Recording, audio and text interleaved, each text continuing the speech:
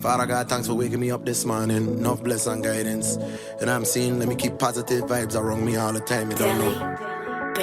As I walk in progress, but still enough love and respect all the time. Amen. Right about now.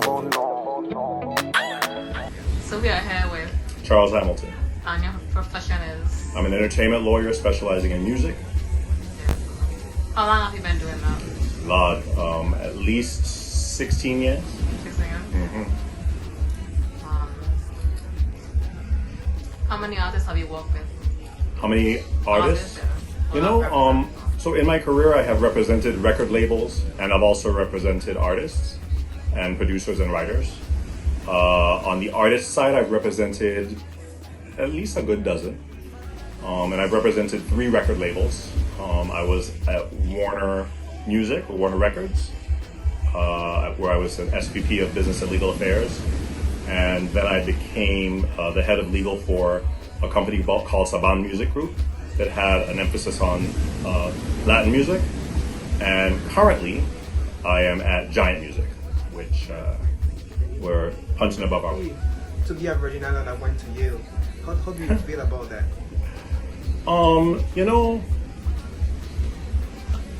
we are remarkable in so many ways.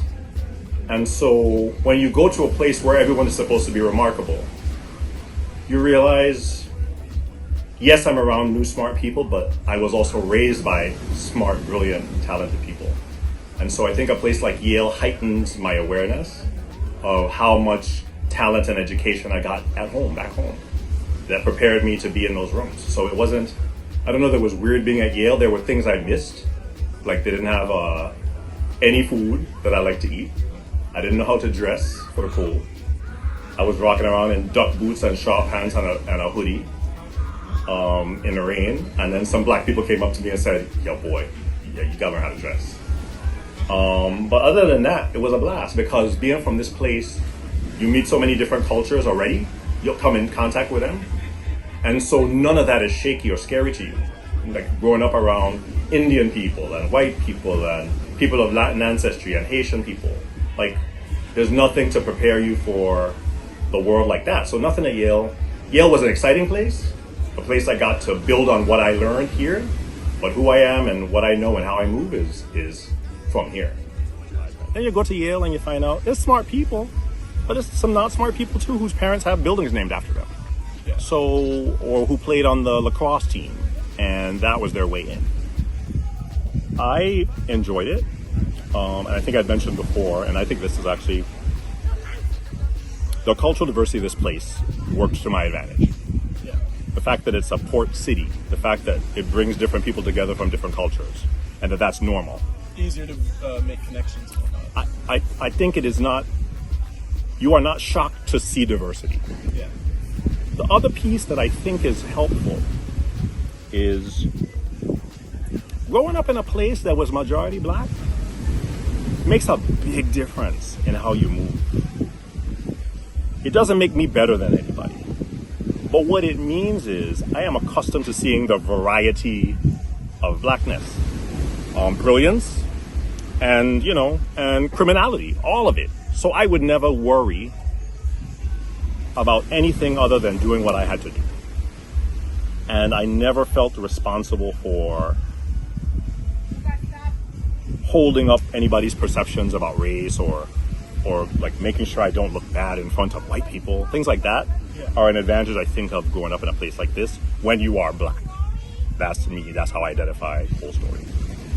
So I thought Yale was an adventure. It was one of the most fun academic and social experiences I ever had. And that there's a sort of VI vibe, a confidence that made it, you couldn't tell me nothing. You couldn't tell me I wasn't, you know, I didn't belong in the room. I think it was long after college that I figured out that there's levels. But in college, I was like, I'm just as smart as you, we good. I think I had also been prepared by some great teachers who made me read a lot of different and diverse things. So, you know, like that school tends to produce the ruling class of America. And they already had us reading ruling class shit like The Economist and Atlantic and the Wall Street Journal. So if you walk in the room, you might be from different weather, but there's nothing about the world that they know that you don't know. Yeah. So I think that is a helpful thing. I think preparation. I think there's, I think it's a lot of. I had a good experience and I was well prepared for it. But I did miss so many. There were so many things I missed. I missed seeing the sunset in the ocean. Like I was like 3 months there and I was like, something's wrong. It's like the sunset behind buildings. That don't make no sense to me. So you really miss the environment? Oh yeah, I miss the environment. I miss the people.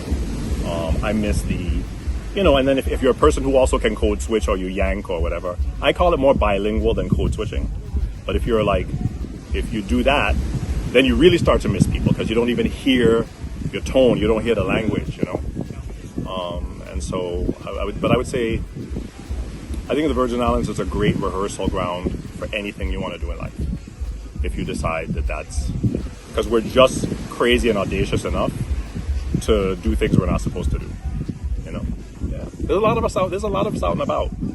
So maybe good, sad thing is our biggest export is young people.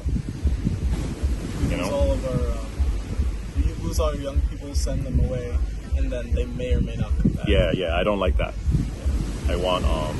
I want this to be paradise for all of us, not just tourists. Not just tourists and rich people. So, who is the most, or one of the most interesting people that you got to work with due to your job? Think about this for a second. Who's the most interesting person? I don't know if you'll appreciate me saying this. You have to figure out whether you'll edit it or not. But I really appreciated getting to know Busta Rhymes. I think he's one of the smartest people in the industry. I think he's thoughtful about business. I think he is smart at all the levels, from street knowledge to intellectually. He was teaching me things about the industry and his ability to sell something, to really tell a story, unmatched. And he really, really cares about the culture and people. Yeah, and his people. So that was good. Yeah. Do you have any sort of regrets about the way maybe you went about things? How much memory is there on that phone? Do I have regrets? Yes, I do. I wish I'd taken more chances younger. Yeah. I think if you have an opportunity, you're going to fail in life anyway. So fail gloriously. Don't fail at something you hate and don't want to do. If you're going to do something safe, make it safe. But otherwise, I say, fail out before you're 30. You can change at any time. I'm not trying to shut anybody down, but I think there are chances I didn't take. I wanted to be a filmmaker. I had a scholarship and everything to go to film school, but I got a scholarship for law school at the same time.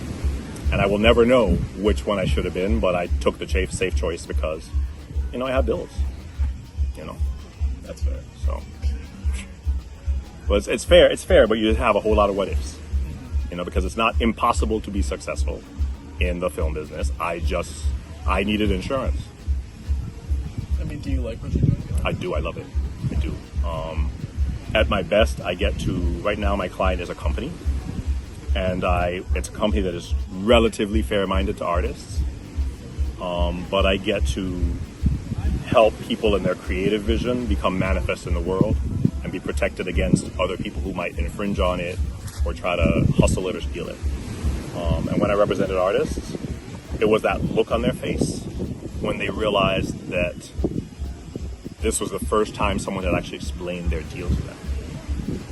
A lot of people go, okay, how much money do you want? I got you $1 million. But you never explain to them what it meant. You never explain to them that they'll never see it again until they make the next record, maybe. You never explain to them that you have to pay taxes. You never got a business advisor, so you didn't know $1 million. $450 of it goes to the government. You got to pay an agent and a lawyer and housing, and people think you're famous now, so you got to fly first class. And that money is gone in a nanosecond. And people will hustle you. They'll say to you, I'll give you an example of why I do what I do. Even though now I work for a label, when I did it for artists, at an artist who had been told that they were in a 50-50 profit split. Now, if I asked you a 50-50 profit split on ice cream sales on the beach, how would you think I got to profits? I'd think, okay, I'm getting a supplier, so I'd get maybe like $100 worth of ice cream. I sell it for maybe $3 per ice cream. Then now I'm giving them $150. I get to keep $150. Okay, cool. But what was your cost of ice cream again? 100? Yeah. Okay. So that 100's not going. So it's really like, so you're really splitting 200 with them. Okay, got it. This artist thought they were in a 50-50 profit split. What they did not understand, and in that mind, it would mean all the revenue from streams of your record minus all the costs of making and promoting the record, then split in half. What this guy didn't understand was that his 50-50 profit split said 3 paragraphs later, and everything I spend to you on you marketing, distributing this record is an advance against your 50%. So what that means is they're taking 50 cents on every dollar and putting it in their pocket. And they're recovering 100% of the expense from their 50%. And then they'll pay him his 50%. He did not know that. He thought he was getting a profit share, and the look on his face when he saw that he had an aha moment, and he was like, "Thank you, brother. No one has ever explained that to me." And that made me happy. If you sign a deal that you know what's in it, I don't mind. You're making an analysis. How would I like to be famous right now? I'll take this deal. But when you sign it and you don't know, and you've got expectations and family, and that is the worst tragedy ever. And I want artists to always have the benefit of some level of expertise, because they're the ones whose work pays all the mortgages. Yeah. The CEOs will have you thinking something else, but nobody's mortgage gets paid unless the artist gets out of it. That's why I do it. Okay, very nice. Yeah. So how was high school before you got to Yale? High school was interesting. I went through different types of schools on St. Thomas. So I went to Apostolic Faith School at one point. That's a little school out by Smith Bay. Oh. I used to get beat with a golden ruler for talking in class. I went to All Saints. And I graduated at Antilles. I went to Antilles from ninth grade to graduation. Antilles? That's the small school. Okay. Yeah, the one in French Bay. So you never went to Charlotte, Ken? Nope. A private school boy. I see how you make it to Harvard, but how you made What it you to... say? I see how you made it to the school you went to now. Well, I reject that argument, because one of the things I observed going to Antilles is that everything that was good about me, they tried to take credit for in a way that felt a little bit funky. And I said, no. I come from smart parents who raised me a certain way, who had me reading books, who never let me watch TV alone when I was small. They would watch TV with us and then be like, well, why do you think that's happening? What's going on here? Like, why do you think that's natural? Do you think it's normal? And so they taught us to challenge everything. If I asked what is happening, like, why is the sky blue, Daddy? You don't know we have encyclopedias. They didn't have Google back then. Go look it up. And then come back to it. They used to make us read newspapers. So to get to a school and have people with a little bit of implication that there's an implicit idea, it wasn't that implicit, that they somehow made me, I resented that. Great school, by the way. Great people, great classmates who I still know to this day. But Antilles did not create me. It's not responsible for my intelligence. It is the place in which my skills were on display. Are you still familiar with the slangs that we speak? I have a bunch of new slangs. Yeah. You want to do a test? You want to test me on some Yeah, slang? I would like you to give like an example, Lord. of how we speak it. Oh, you want me to do some old slang or new? Yeah, any slang that you know that. Old slang. We were just talking about this when what a song was we were just playing? It wasn't Teresa Rockin', it was Lorraine. Yeah. Old slang is like, well, I can't say all of it, although T-Ron said it when he got his Academy Award. That was our classic one. I could say? Lord, he gonna try to sue me. But like Mother Stunt is a classic one. I know all of them. You got to test me. Can't put me on the spot. You might have some new ones I don't know, influenced by the Haitian people and the Dominican people. Have anybody ever used the slang demand with you? Demand? Yeah. Of course. Was it like have they ever used it in a bad situation, like to cuss you out or to show? No. I never get cussed in that way. I was a very skinny kid and very bookish, and so I didn't like to get beat up. So about every 4 years I used to just beat somebody up. So nobody really insulted me. Even though I know they had things to say. So, as you already know, we, the Unbreakable Fame Academy, we're trying to put out our fame, the Unbreakable Virgin Islanders, and wanting to know that if you could have gave us your experience about the trauma that you had since you said that you know that your parents or some loved ones was there during Hurricane Irma when we had 2 Category 5 hurricanes. What was that? What was it like? How did it feel? That is a great question. I'll say a couple things about it. When you grow up here and then you go away, summer is different. Like people from here and a lot of islands, we stay watching the Weather Channel all summer. I stay on high anxiety from June till like November. And so people at work, they'll be like, what's going on with you? I was like, nothing. But in my head, I'm like, oh, there's a tropical depression coming off Africa.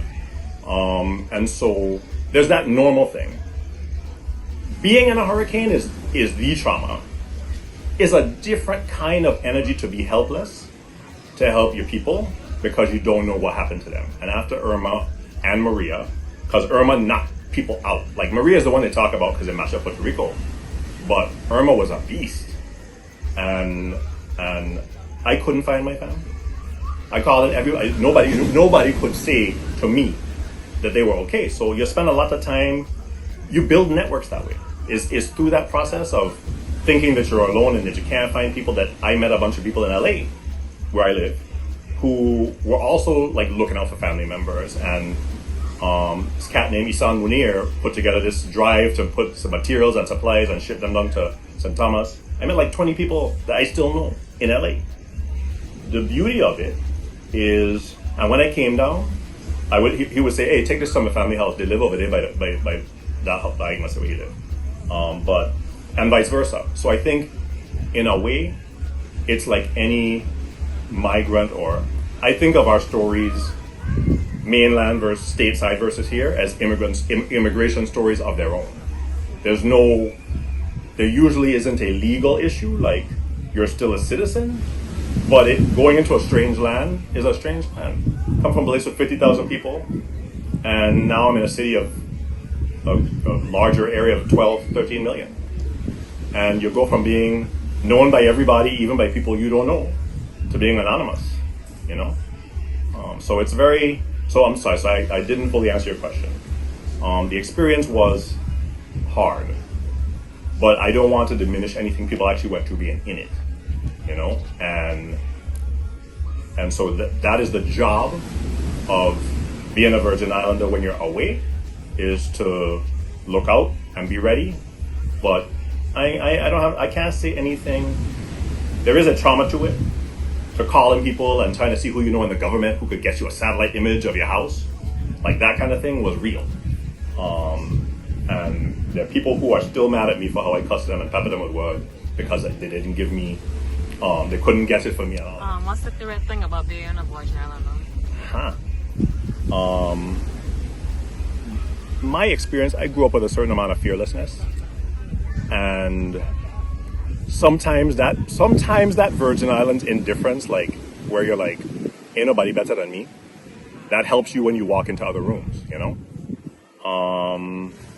I think that culturally, being from a small place, being accountable to your neighbors, having people be able to talk about you and know your business, makes you prepared for life outside. It gave me a strong spine, it never occurs to me that I can't do something. This place prepared me with that energy, it was just a matter of my preparation level. But Virgin Islanders, we bold.